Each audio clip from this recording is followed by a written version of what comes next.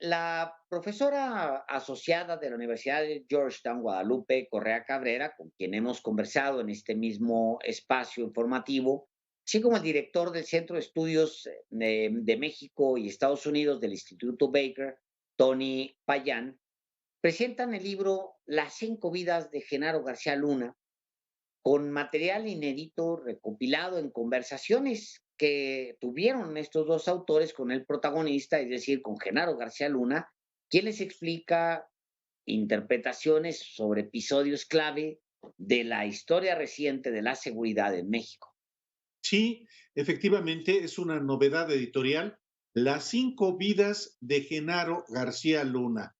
Y los autores platicaron precisamente con Genaro García Luna, obviamente antes de ser detenido y encarcelado en Estados Unidos en diciembre del 2019, como aquí se lo informamos oportunamente. Y bueno, en el prólogo de este libro, insisto, Las 5 vidas de Genaro García Luna, Sergio Aguayo recuerda que los autores conversaron durante 3 días con Genaro García Luna, el poderoso secretario de Seguridad Pública del gobierno de Felipe Calderón, que en efecto actualmente está en espera del juicio en Nueva York, que eventualmente puede haberlo o no, pero de que existen cargos de narcotráfico, pues este es el asunto que está en curso. Bueno, hay una conversación de 3 días de Genaro García Luna, que ha de haber sido muy complicada, Álvaro, sostener una conversación con alguien como Genaro García Luna por 3 días. Y en este documento, pues se agrega parte de esas conversaciones, más bien gran parte de las conversaciones son ese libro donde Genaro habla de García Luna. Y bueno, hemos invitado a, a Guadalupe Correa, que junto con Tony Payán son autores de este libro, Las 5 vidas de Genaro García Luna, y le damos la bienvenida aquí a los periodistas. Guadalupe, ¿cómo Lupita, ¿cómo estás? Muchas estás? gracias. Muchas gracias, muy bien. Un placer estar con ustedes y poderles comentar un poco sobre este libro que nos gustaría pues que se leyera y que se entendiera de una conversación que tuvimos y de algunas otras que se tuvieron también con él, que tuvo mi colega y mi coautor y mi gran amigo Tony Payán, el director del Centro para los Estados Unidos y México en el Centro Baker de la Universidad de Rice en Houston. Es complicado, por muchas razones, platicar con alguien que está hoy acusado de ser narcotraficante, pero antes, cuando ustedes estaban sentados junto a él o frente a él, es complicado hablar con alguien, te pregunto, que está señalado de ser el autor de una gran matanza en México.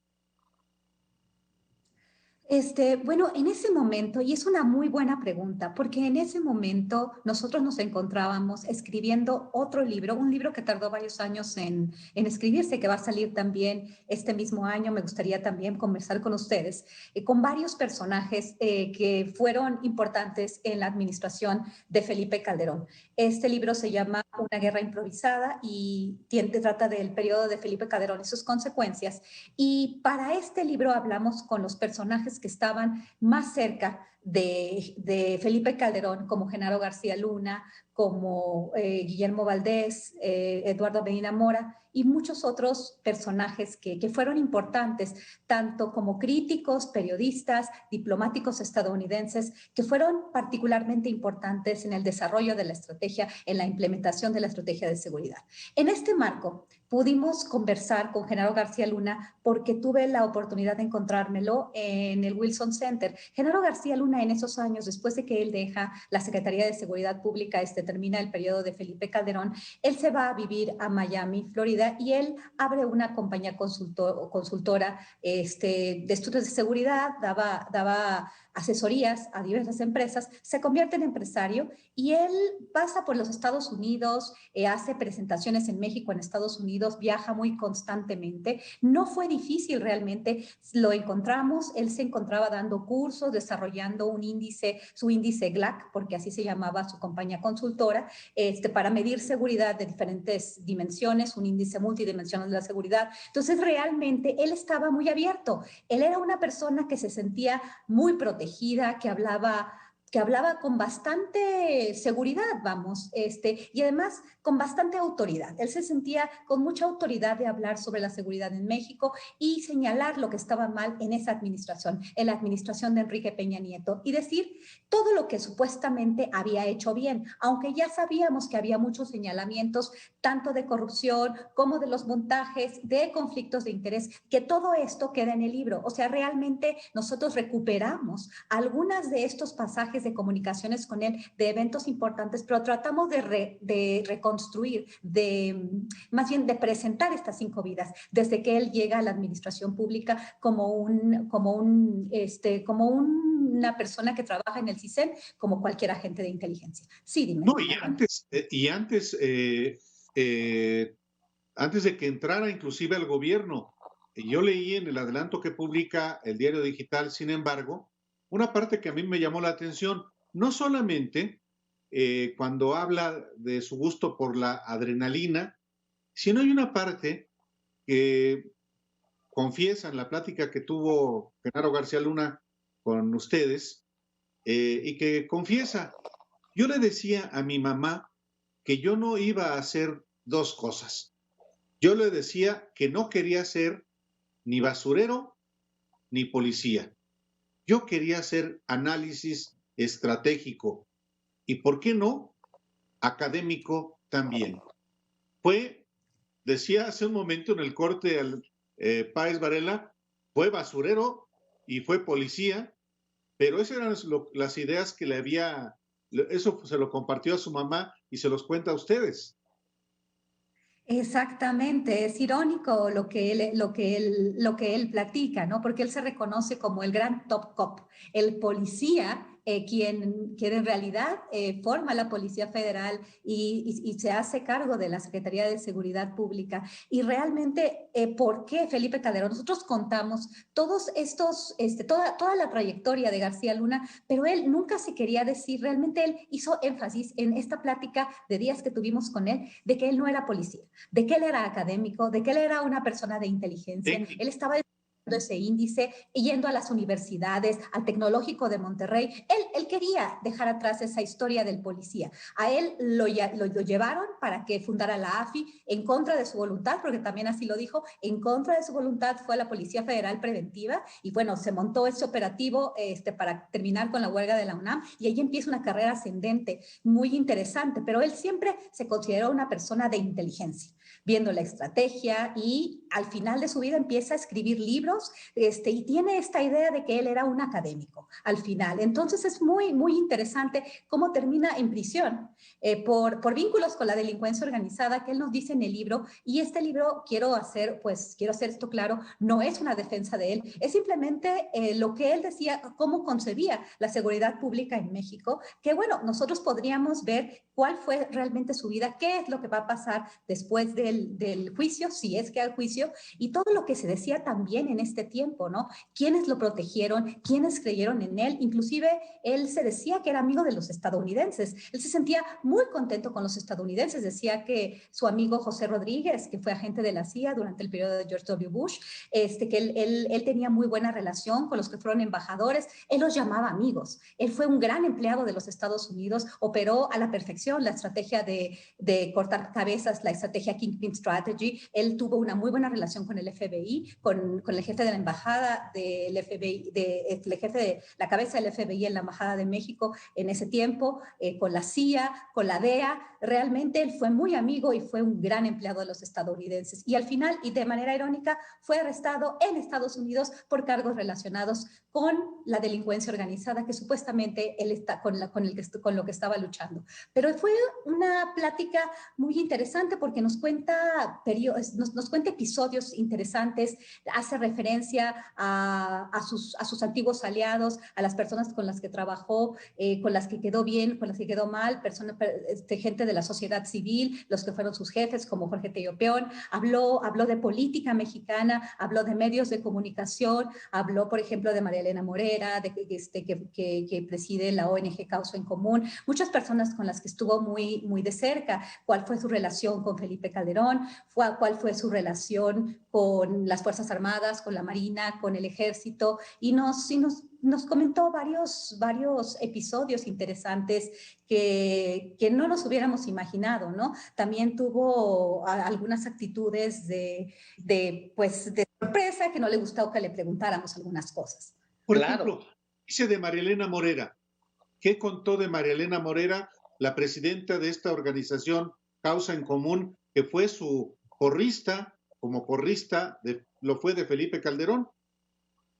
Absolutamente. Es un personaje muy interesante en todo este tiempo. De hecho, cuando secuestran a su esposo, Genaro García Luna es el encargado de hacer de realmente poder recuperar al esposo de María Elena. Ahí empieza una relación muy cercana. Ahí la Secretaría de Seguridad Pública, después cuando él se vuelve secretario de Seguridad Pública, se vuelven muy cercanos, y ahí es el acercamiento entre la sociedad civil y la Secretaría de Seguridad Pública. Se dijo incluso que él le dio mucho apoyo a Mexicanos Unidos contra la Delincuencia, que era la ONG que presidía en ese momento María Elena Morera, y después supuestamente hubo dinero. Esos son muchos chismes, digamos, lo que se dice la gente, pero él al final se expresa de ella como una ama de casa de Polanco, que tenía muchas ganas de sobresalir y que le gustaba el dinero, ¿no? Esto todo se presenta... Que le gustaba el dinero. Tal cual. Eso es lo porque... Sí. Bueno, nosotros le hemos preguntado a ella directamente, Guadalupe Correa, o sea, le preguntamos en su momento cuál era su relación con Genaro García Luna, porque pues ella tuvo una relación que fue más allá de una llamadita y tú me ayudas en esto y aquello, pero tuvo una relación mucho más intensa, económica. Y yo, Lupita, le quería preguntar, porque el libro se llama Las 5 vidas de Genaro García Luna.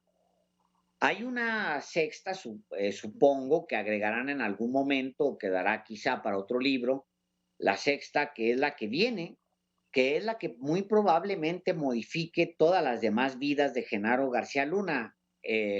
No sé si ustedes eso lo tengan en consideración para ese libro, porque si él es condenado, si se le halla culpable de haber empoderado al cártel de Sinaloa, todo lo que él pueda haber dicho sobre su vida, pues se va al bote de basura y se reescribe su historia a partir de ese hecho. Digo, de todas maneras se va a reescribir, independientemente de lo que él haya dicho o no. Pero ese hecho, usted estará de acuerdo, Guadalupe Correa, que va a marcar la siguiente vida de las 5 que ya lleva de Genaro García Luna. Yo creo, y esto es muy importante, qué bueno que lo mencionas, yo creo que ese juicio ya no cambia la mentalidad, ya no cambia la idea que tiene la opinión pública sobre Genaro García Luna. Ya había ya había mucha idea de que había relación entre él y el cártel de Sinaloa desde que estaba en la AFI. Lo que pasa en el juicio, muy probablemente no haya juicio. Lo que pasó, por ejemplo, con Salvador Cienfuegos también nos sorprendió. No cabe duda que nos puede sorprender mucho ese juicio. Sí hay juicio, juicio, se prueba toda la vinculación que él tuvo, también inclusive con autoridades estadounidenses. Por eso a veces dudamos que vaya a haber juicio, porque debe haber muchas personas involucradas, porque Genaro García Luna no pudo haber operado solo. Él estaba en las esferas más altas de la política y colaboraba con varios agentes de las agencias de seguridad estadounidenses. A mí me cuesta trabajo creer que ninguna de estas personas que estuvo tan cerca de él y que ahora se dicen sorprendidas, inclusive la ahora pues la zar de la frontera, Roberta Jacobson, que fue la embajadora de Estados Unidos en México, que también se dijo, bueno, se decían rumores, pero bueno, no se probó nada. Y todo el mundo trabajó de manera muy cercana. Tomás Ángeles de Aguajare le dijo al presidente por escrito, supuestamente, él también nos comentó esto y lo comentó en público, que él le dijo al presidente y finalmente el presidente no le importó, continuó apoyando a Genaro García Luna, pero todo lo que se ha dicho de él, la opinión pública ya lo condenó, ya no hay, o sea, hoy su vida ya es de condena. Lo que pueda pasar, yo creo que va más allá de tirar o no esto a la basura. O sea, realmente él ya no se considera que tiene un legado. Interesantes algunas cuestiones que nos dice sobre su concepción del tema de seguridad, de la policía, porque bueno, obviamente, como dijo también alguien, él es tartamudo, pero no es pendejo. Él es una persona que tuvo pues las agallas y la inteligencia para llegar a donde llegó y llegar de una manera meteórica a donde llegó. Entonces, en realidad, pues sí se tiró a la basura, pero llegó ahí y ¿qué se espera de él? Pues no lo sabemos y creo que aquí es donde decimos, bueno, si no hay juicio, ¿quién más participó? ¿Cuál es la relación con Estados Unidos? ¿Por qué le dieron una residencia permanente? Lupita, nos permite ir a una pausa muy rápida y regresamos y retomamos exactamente en donde se quedó, que yo creo que es la parte más interesante. Claro que sí. Muchas gracias. Volvemos.